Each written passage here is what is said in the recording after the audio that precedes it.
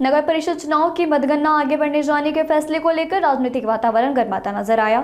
इस मुद्दे पर भास्कर जाधव ने सरकार पर तीखा प्रहार किया। जाधव का कहना है कि मतगणना टालने का फैसला लोकतंत्र पारंपरिक के खतरनाक है और इसका सरकार जानबूझकर व्यवस्था में देर कर रही है। इस फैसले पर विपक्ष ने ही सवाल खड़े किए। असं आहे की महाराष्ट्रातल्या जनतेनं विचार केला पाहिजे की सत्ताधारी पक्ष आणि विरोधी पक्ष देखील तितकाच तुल्यबळ का असावा आणि जर विरोधी पक्ष हा जर तुल्यबळ नसेल तर सत्ताधारी पक्ष हा किती बेजबाबदारपणे वागू शकतो, सत्ताधारी पक्ष हा सर्वांना ग्रहित कसा चालू शकतो त्याचं उदाहरण म्हणजे येत्या 8 तारखेला जे नागपूरमध्ये हिवाळी अधिवेशन होणार आहे हे त्याचं उत्तम उदाहरण आहे।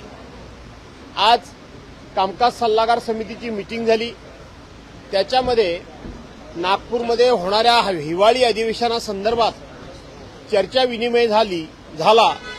मूळ आम्हाला कार्यक्रम दिला होता तो 12 डिसेंबर ते 19 डिसेंबर 8 डिसेंबर 12 नाही 8 डिसेंबर ते 19 डिसेंबर, परंतु सुरुवातच करत असताना सत्ताधारी पक्षानं हे अधिवेशन आपण एक आठवडाच चालवावं किंवा एक आठवडा चाललं तरी खूप झालं अशा पद्धतीचा सत्ताधारी पक्षाचा मूड होता आणि सत्ताधारी पक्ष त्या विषयावर आग्रही होता।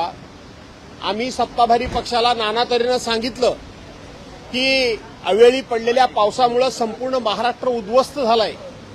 तुम्ही मंत्रिमंडळामध्ये शेतकऱ्यांना मदत करण्याची घोषणा केली आहे, परंतु खऱ्या अर्थानं ती घोषणा ही विधिमंडळाच्या फ्लोअरवर चर्चेला आली पाहिजे, त्याच्यावर विस्ताराने चर्चा झाली पाहिजे। आपण जे बोललात ते खरं की खोटं हे एकदा महाराष्ट्राच्या जनतेला कळलं पाहिजे आणि म्हणून अधिवेशन हे 2 आठवड्याच्या ऐवजी 3 आठवडे घ्या असा आमचा आग्रह होता। 3 नाही तर किमान ठरल्याप्रमाणे 2 आठवडे तरी अधिवेशन घ्या हा आमचा हट्ट होता, परंतु सरकारनं हा हट्ट मान्य केला नाही आणि अधिवेशन हे 14 तारखेला गुंडाळण्याचं जाहीर करून टाकलं। सरकारच्या अडचणी आहेत त्यामुळे हे अधिवेशन एक आठवड्यापुरतं आणून ठेवलंय। असं आहे की सत्ताधारी पक्ष हा संख्येनं भरपूर आहे, खूप मोठा आहे, पाशवी बहुमत आहे, परंतु विरोधकांच्या प्रश्नांना सामोरं जाण्याचं त्यांच्यामध्ये नैतिक धाडस नाही। सगळ्या क्षेत्रामध्ये सगळ्याच घटकांना त्यांनी घोषणांनी फसवलेलं असल्यामुळं सत्ताधारी पक्ष संख्येनं जास्त असेल परंतु विरोधी पक्षाच्या भडीमारापुढे विरोधी पक्षाच्या प्रश्नांना उत्तर देण्याचं धाडस आणि उत्तर ही सत्ताधारी पक्षाकडे नसल्यामुळं सत्ताधारी पक्ष हा अधिवेशन वाढवून घेण्यास तयार नाही। सर, विरोधी पक्ष नेत्याच्या संदर्भात तुम्ही मागणी केली का आजच्या संपूर्ण सल्लागार समितीच्या बैठकीमध्ये? काय उत्तर सरकारकडनं देण्यात आलेलं आहे? मी सरकारला हे सांगितलं की आज वरचं विधान परिषदेचे विरोधी पक्ष नेते त्यांची मुदत संपलेली आहे, विधानसभेच्या विरोधी पक्षनेत्याच्या नावाची घोषणा झालेली नाही।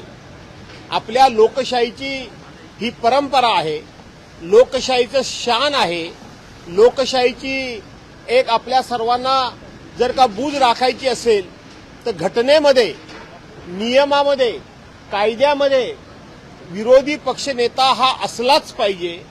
विरोधी पक्षनेता हा संविधानिक पद आहे, त्याला कायद्यामध्ये आधार आहे।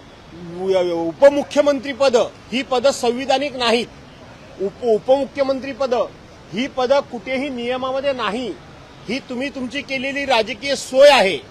परंतु डॉक्टर बाबासाहेब आंबेडकरांची घटना असेल, विधिमंडळ नियम असेल, प्रथा परंपरा असतील, याच्यामध्ये विरोधी पक्षनेता हा असलाच पाहिजे अशा पद्धतीची तरतूद आहे आणि म्हणून येत्या अधिवेशनामध्ये दोन्ही सभागृहाचे विरोधी पक्षनेतेपद तुम्ही या ठिकाणी जाहीर करा अशा प्रकारचा आग्रह आम्ही धरलेला आहे। परंतु सरकारकडनं काय मागणी करणार, सरकारकडनं काय उत्तर देण्यात आलं? सरकारकडनं या प्रश्नाला उत्तर काय देण्यात आलं? सरकार गंभीर आहे का या प्रश्नाला घेऊन? काय परिस्थिती काय?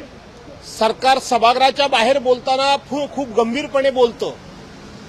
सरकारच्या वतीनं आम्हाला काही अडचण नाही, आमची संख्या खूप मोठी आहे, विरोधी पक्षनेता असलाच पाहिजे, आम्हाला काही अडचण नाही असं खूप साळसूतपणे बोलतात, परंतु तो कार्यक्रम विधिमंडळामध्ये येईल अशी अपेक्षा ठेवण्यापलीकडे आज आपल्या हातामध्ये काही नाही.